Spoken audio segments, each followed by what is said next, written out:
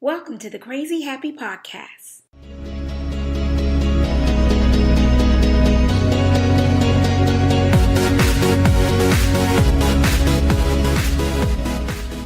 Thank you for dropping in for your dose of crazy happiness and a quick hit of positivity. Welcome to episode 35. I'm your host, Tanya Vetter of TanyaVetter.com. Today's episode is being brought to you by Women Empowerment Training Institute, empowering women and youth through engagement and exposure. Check them out at theweedy.org. Hello and happy Fridays, guys. You know what today is. It is all things money mindset. We call it Finance Friday. Hey, and I am so grateful for the feedback that I got back from about yesterday's episode. Yep, you guys absolutely loved, and that episode resonated with you. So thank you.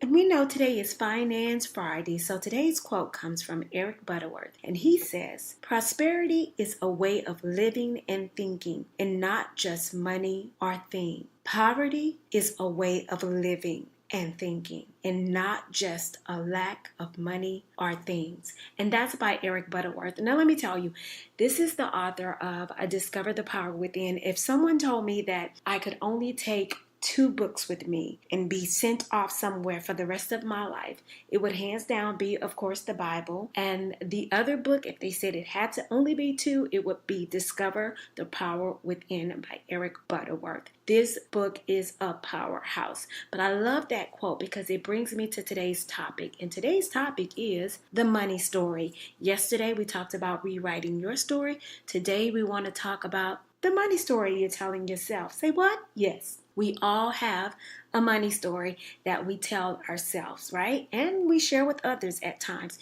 And so here's your thing. You may be asking, well, Tanya, how would I know if I have a money story, okay? Well, let me ask you this question. Are you comfortable talking about money, right? What face did you make when I said we're talking about the money story? How do you feel when others talk about the money or their money or your money, Do you feel uncomfortable? This is a way to easily tell whether you have what we call money blocks, right? And money blocks just indicate that we have beliefs about money that don't serve us well. So let me ask you a question. What thoughts do you have around money and your ability to make more money? And then here's the other thing. Are you uncomfortable even being asked that question?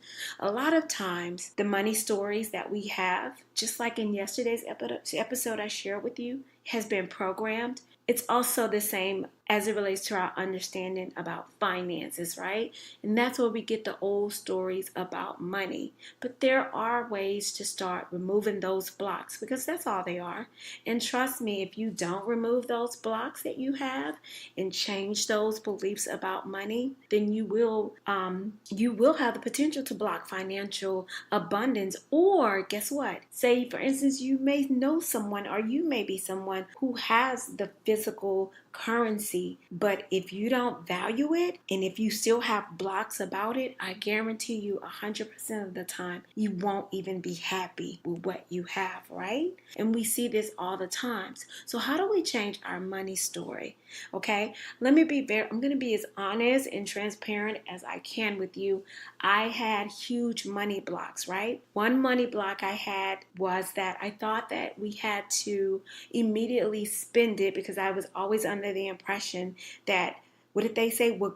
There's always something. What goes around, comes around, or, this big bad wolf that steals all the money is always going to come. I always thought accidents and incidences will come up where the minute I would get money, someone will come and take it from me. And I know I'm not the only one who's felt that way, right? So I got into the habit of trying to spend it, but not knowing subconsciously I was spending it because I had a mental block that I believed a bill would come up or something would come up that would require me to have to spend it anyway, right? That's an unconscious block. That's an unconscious money block. But what I did is what I'm going to share with you today. I did what I told you to do with Dr. Martini's. Number 1, I changed my values. I changed how I value money. So instead of looking at money as the evil thing that seems to be such a temporary friend, right? I started to view it as a commodity that would always be available. And that's really difficult, right? Especially when your bank account is saying something completely different. It's hard to feel abundant. But guys, let me tell you this. You have to allow yourself to feel uncomfortable with the belief that there's more than enough, because that's what's going to serve you well. And let me tell you, if you don't believe me, just try it. I changed my complete mindset to where, some of my classmates thought I was kooky because I was like, no, there's always enough. There's more than enough. There's always enough. I refuse to look at anything from a lens of scarcity. I'm going to say that again. I refuse to look at anything from a lens of scarcity. I don't care what it looks like in the physical form. I spiritually refuse to look at anything from a lens of scarcity. So that's the first thing. What did I do? I challenged my thoughts about money. And so all of those yucky things I thought about money, I wrote them down, and then I surrendered them, and then guess what? I let it go. But here's the thing. When I let it go, I had to replace it with something. And that brings me to number 2, affirmation and visualization. Here's the fun part of the puzzle. You have to replace that old belief with a new one, right? If not, it's going to go back to default mode and you're going to go back to your old way of thinking. So when you replace it with a positive affirmation, what you're doing is you're clearing out the old, clearing out space, and making room for new learning, new ideas, and new beliefs about money. So what I did was I would see it and say it. And I did that through affirmations and visualization. So number 1 was a thought. Number 2 is going to be your words. And number 3 is going to be action. So here's where we move with certainty, right? And expectancy. Okay. And so here's the thing. What financial goal do you have? And then here's my big question. Do you have it written down? Like at the end of every month, I know exactly how much money I want to make. Okay. I can guarantee you if you don't have it written down, then it's likely just a wish and not a goal. I'm going to say that again. If you do not have your financial goal written down at the end of the month, how much money do you want to make at the end of each month, at the end of 60 days, at the end of 90 days? If you do not have that written down, ladies and gentlemen, I'm going to share something with you. The secret is exposed. It's a wish. It is not a goal, because a goal has a plan, right? This is when you can move and we can move through our actions inspired. And I've noticed a huge shift in spike. I mean, just a huge shift in my own finances when I began to write the bottom line down. This is how much passive or residual or extra income I want to make. And guess what, guys? I would hit it to the T. If someone would ask me at any moment, how much more do you have to make to the end of your goal for every month? I would be able to tell you. So that turned my life upside down.